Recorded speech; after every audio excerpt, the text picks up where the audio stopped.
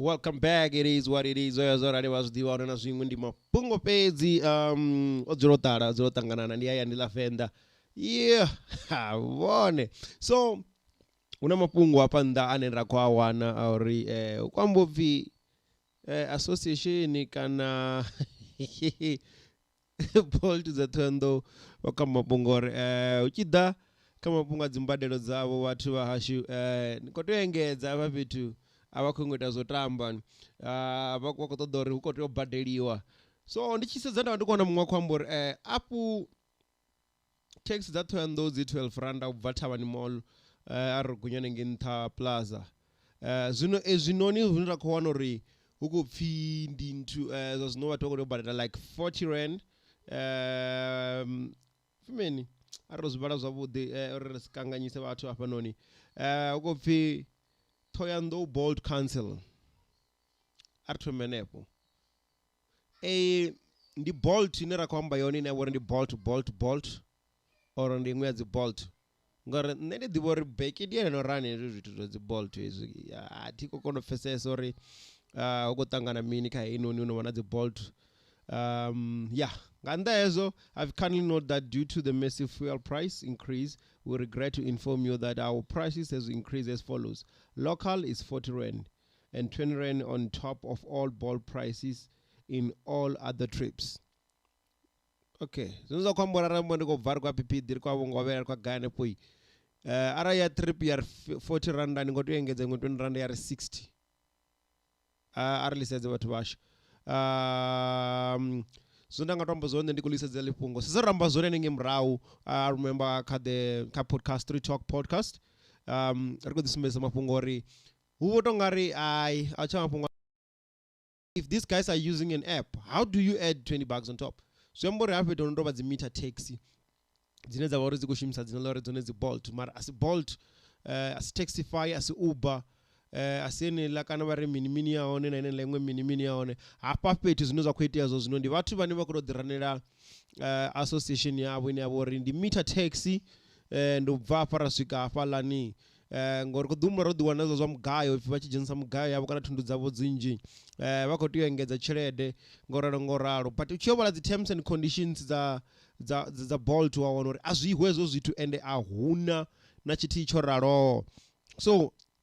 ndiyadzibudzisa nne zori zorali zvino vathu rilibva hani ngori ngori lorali richilisedza nne rivona rilokakheya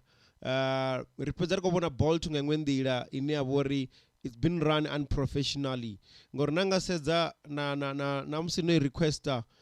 ni founeliwe vha vha khou ni vhudza nga nḓila ine prices a khou tea u shifta ngayo zwifhio zwi khou tea u itiswa hani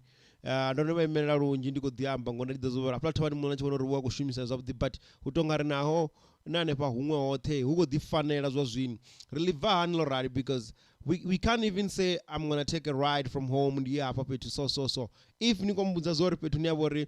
bolt i khou ntsenisa nga 20 rand ndi khou tou badela 40 rand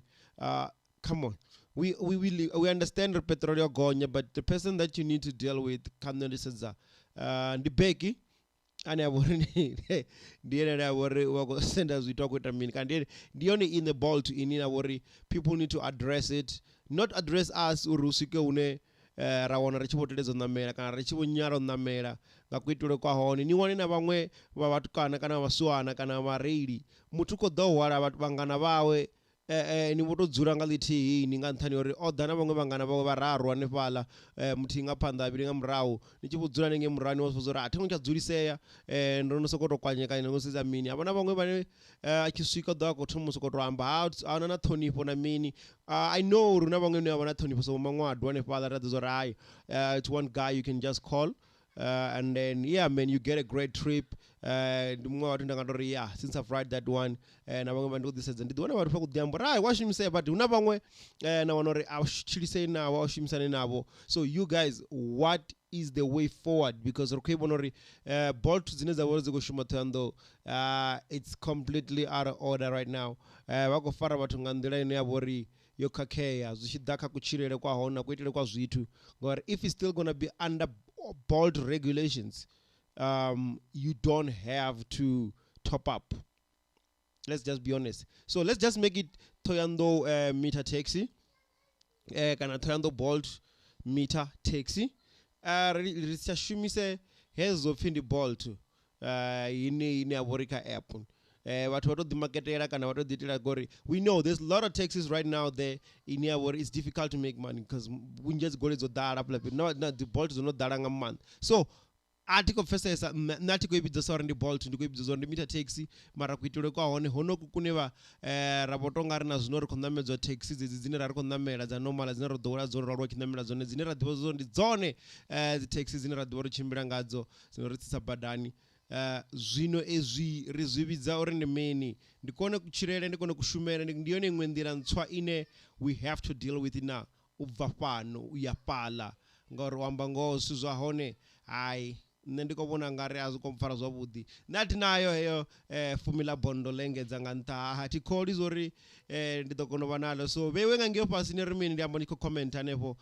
ni ri i hone yo badela na ndi amba yo engedza nga murahu musi no no ṋamela hey Bolt ya Thohoyandou ine ya vha uri khou no nga Bolt Thohoyandou Bolt cancel a thi ḓivhi nṋe ndi khou ḓi ambela vhori a thi na vhathu mara hezwi zwine zwa khou itiwa zwino uri ḓi ambela ngoho hezwi ya zwi tshavha under regulation terms and conditions dza yone ine Bolt hezwi zwo no tou vha zwa vhathu vhane vha khou ḓi itela so ndi khwine ri khou dzi vhidza uri dzi meter taxi a si Bolt hezwi ha vhe mini na nṋe hayi a vha ri ndi nyamalale vha na maṅwe vha ḓo ri vhudza ane vha fila uri ri khou ḓi tea u amba ngaho fhedzi hezwi